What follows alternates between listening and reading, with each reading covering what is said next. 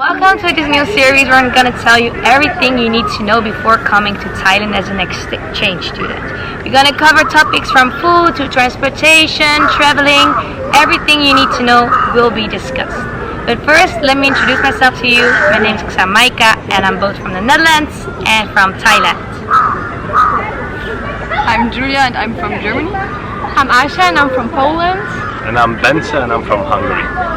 And in this episode, we're gonna talk about housing and living conditions. So our first question will be, where are you living during your exchange and how did you find that place? Okay, so I'm just gonna go ahead here. So I'm living in, it's called the Trustville. It's a little bit like outside of the city, but it's next to the Blue Line MRT, so it's pretty easy to get into the city. It takes me 25 minutes to go get to university, so yeah, it's pretty cool. And I found it on Rent Hub, which is like the local renting site, I suppose. So if you come for like 6 months or more, you can definitely find like a cheap deal there. Yes, me and Julia will live at Nancy residence, and how I found about it is like students from previous years at my universities were writing testimonials and they recommended Nancy, that's the best place for exchange students to live. And also later the Chulalongkorn University sent us like a whole email with like the list of accommodations that we can stay. So yeah, I just emailed the Nancy residence. Yeah, I also received a lot of emails from Chulalongkorn University about Nancy residence where they recommended, like, it was highly recommended to go to Nancy residence, and they explicitly mentioned to not live anywhere else because in their opinion Nancy is the most convenient residence. Well, I live at Sihanouk residence. It's really nice, it's really central. How did I find about it? Well, I didn't get any emails from Chula, only one, and it was about the Hampton residence, but we will talk about that in a second. So I was searching and searching because I'm a visiting student, not an exchange student from the university. So I didn't get all the information, like actually none. That's why I'm making this series, because I think it will be really helpful if you don't know anything, like I had. But I was searching and searching, and I found a paper from a girl in Utrecht. She studies in Utrecht and she went on exchange here, and like somewhere down in the paper was a topic about the residences, and then she mentioned Nancy and the Sihanouk one, and she said like the Nancy was more like a real student accommodation, and Sihanouk is a bit more luxury, but still having exchange student living in them. So I went looking for the Sihanouk one, and now I'm staying there. Okay, but is it only exchange students living there? Or no, it's like also an hotel and residence. So a short-term stay and an hotel, and you'll really get the vibe of a hotel, but it's a residence too. So we have the cleaning 2 times a month. The towels they give to you. You have service. You can go to the desk if you need anything. So it's kind of like an hotel, but then I think most residents are not. like that actually. Yeah. So my place is also a hotel. Like everything is kind of a condo, hotel. Yeah. But I really like it about the centralness. But I think Nancy is a little bit more crowded. You will see everyone. I wanted to talk about one more residence. That was the Hampton residence. I got a mail for that. They have 2 locations, the Payatai one and I think Imperium. So that the second one was. That is more pricey. So that one is a little bit more expensive. I think the flat rent was also around 20 or 22,000, and then you have the water and electricity on top. But it's very luxurious. It's like it has a beautiful pool, it has a beautiful fitness. The security is crazy. Like you can't just get in easily. So if you want to go for luxury, like Hampton residence is really nice, and there are also some exchange students in it. You have also a private cinema room, private dining room. There's also a beautiful rooftop terrace. Yeah, it's also quite nicely located. Yeah, it's like at Sukhumvit, and the other one is at Payatai. It's a little bit more farther away from the uni, but for the rest, you are really in the center of Then again, malls and food.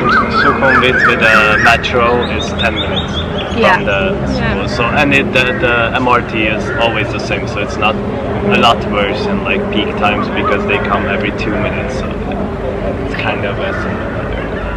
There is also CUI house, but I don't know much about it. I also don't know. I tried to apply for the CU house, but I heard like they say on the website that it's for exchange students too, but I heard that there are mostly only Thai people living in it and that they will get the priority. the priority. I know like 2 girls that live in the CU housing, but it's only Thai people and there's not really a lot of exchange. And they didn't react. Like they didn't react at all. I sent it a mail like 2 times, but no reaction. Yeah, so I think it's from the university, but from what I've read, it's like very strict rules. So like you can't bring anyone, you can't enter the place after an X amount of time. Like I think like so it's very strict, and you don't have any like swimming pool, gym. You don't really have any you of don't that. have. But it's you are very okay. close to the swimming pool of uni, which is very big, and to the sports complex. Yes, because it's on the campus of the You university. can use all the sports facilities of the uni from there. Yeah, that's also I true. think maybe that's a that's nice. big advantage. Yeah. Okay, well the second question was what are the pros and cons of living in a student dorm versus an apartment?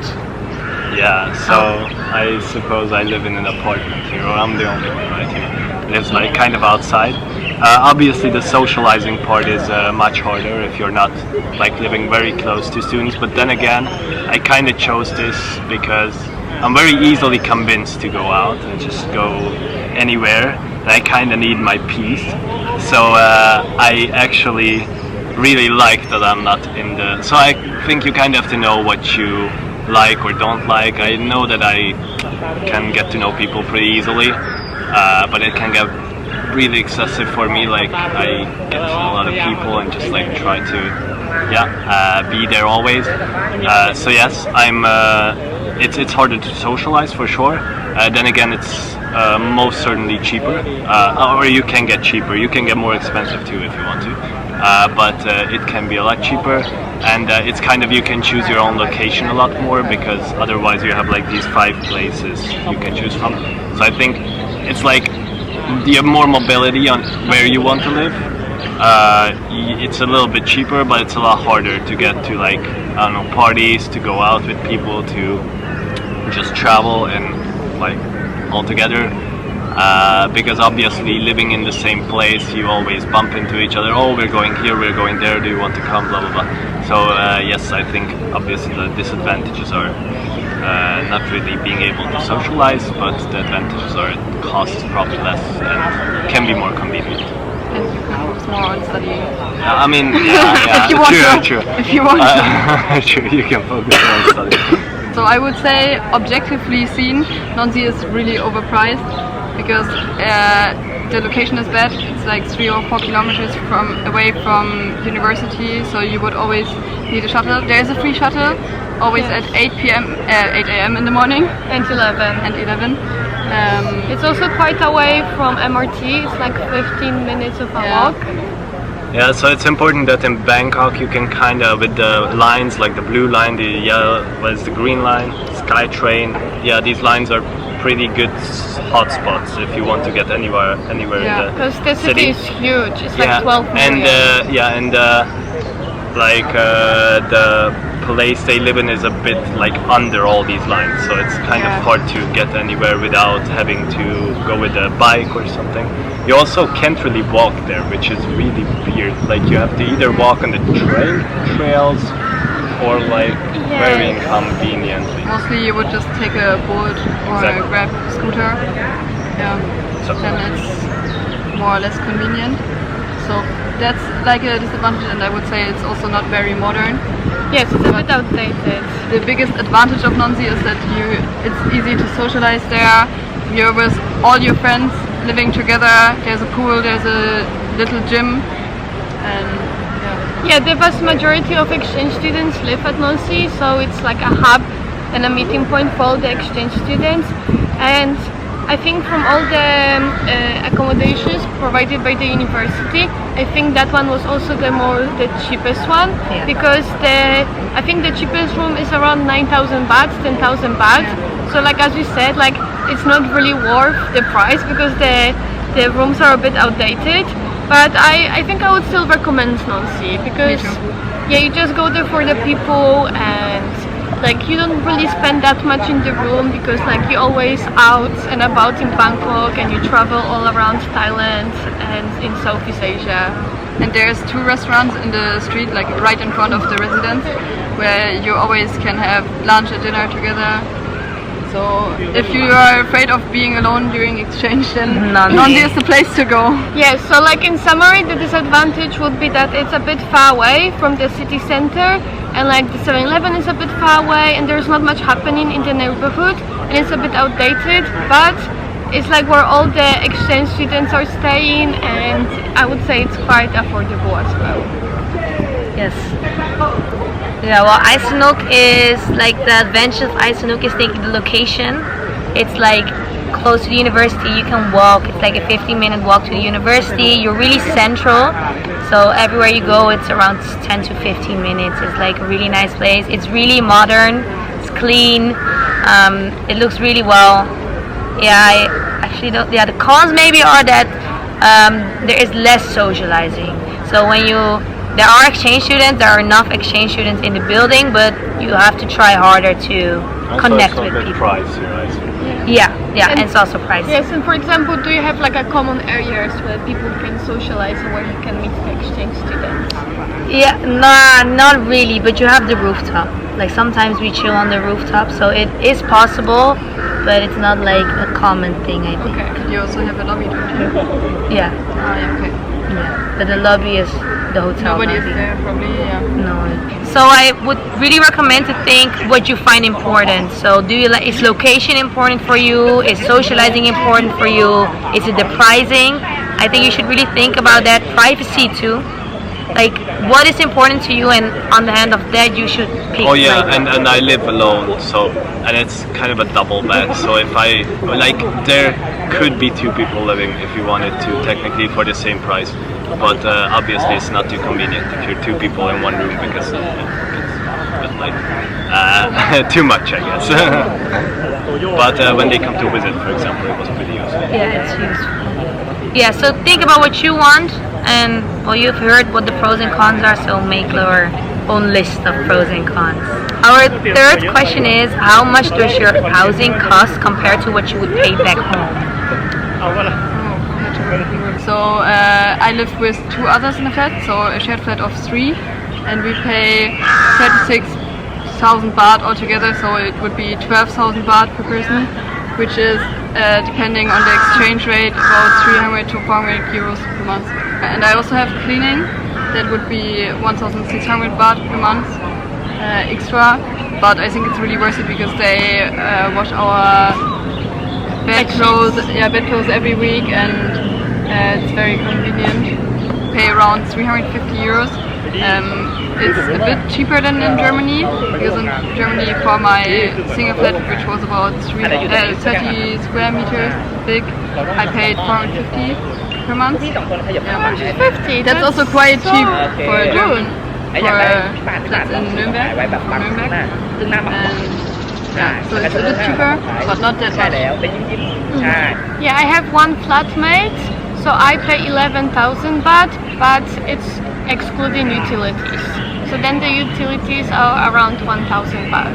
I study in the Netherlands, so I live in Utrecht, and well, how to put it, it's a fraction of the price I pay for my rent in the Netherlands. Because you pay how much here? Here I pay around 300 euros, but well, in the Netherlands it's way more. I wish to pay 450 euros. I pay 7,500 baht, which is around 200 euros. Yeah, so around 200 euros, a little bit less, but then again, it's like Wi-Fi is not included, and you also no cleaning and stuff. You have to do that yourself. So yeah, I study in Sweden actually. In Hungary it would be a lot different, but I study in Sweden, so I can only say that. So here I pay around the 200 euros, and back in Sweden it's somewhat more actually. I mean much more if you compare. Like back in Sweden it's 350 euros around there. So, and that's one of the cheapest ones where I am also. So I live basically in the 4 people dorm where it's like pretty inconvenient and everything, but it's the cheapest one in Sweden. So yeah, there it's also. So here I pay less. And I pay flat rent 18,900 baht, and then there's no electricity and water, so that will be adding up, and every time I come around the 22,000 baht. So I think I pay around 500-600 euros. Oh yeah, actually I have to add up, for me also electricity is not included, so that's another 1,000 baht, or like electricity and water, so like 8,500. That's really nice. Yeah, so but at Eisenhook they have different kind of rooms, and all the rooms have different prices.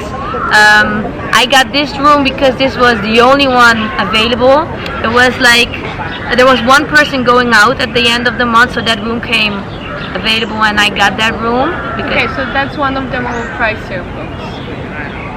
No, I wouldn't say it was one of the pricier rooms, but I have like another friend, like an exchange student. She also have kind of the same room, but her flat rent is already lower, but I don't remember what it is, but it's already lower than mine. Back home I live at home, so I don't have living costs, but I know like in Rotterdam the small rooms like in the dorms are also around 400 or 500, and the cheapest you can find is maybe around 350, 380, but that's just for a small room in a dorm, like a student housing.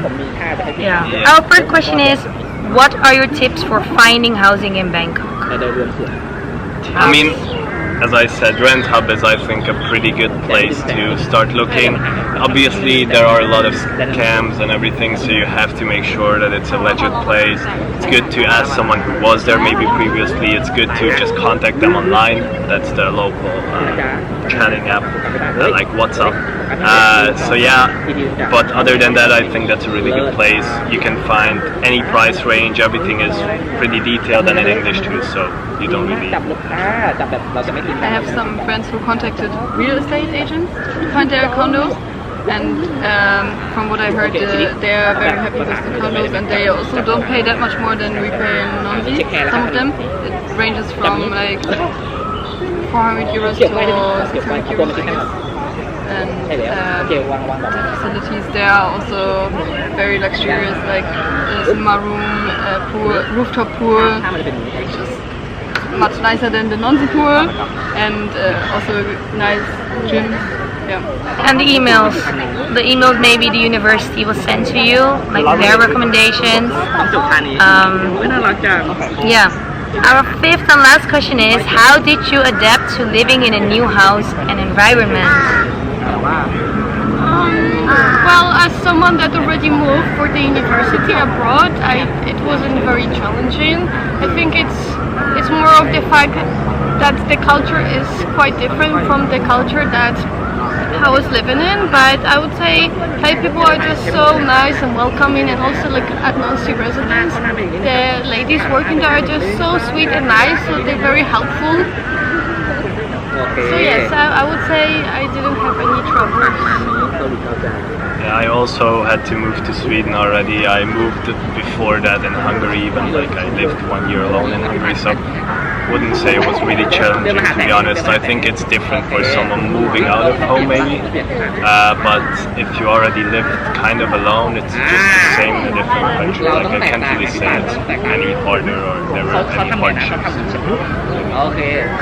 I think also like for me, it was also not like a really big difference. I just think that like the places you stay here have a bit more, so they have the gym and they have a pool. But for the rest, I think it's like really easy going. You just have your room, and the people are really kind. If you don't understand anything, you can just ask. So I think the adapting was actually really easy. Yeah. Also because I was friends with my 2 flatmates from the first day on, so that was very nice. I always felt welcome, like at home with them, and we have a nice skyline view from our apartment in Nonsi. Okay, well, thank you for watching this video, and we'll see you in the next episode. Bye bye.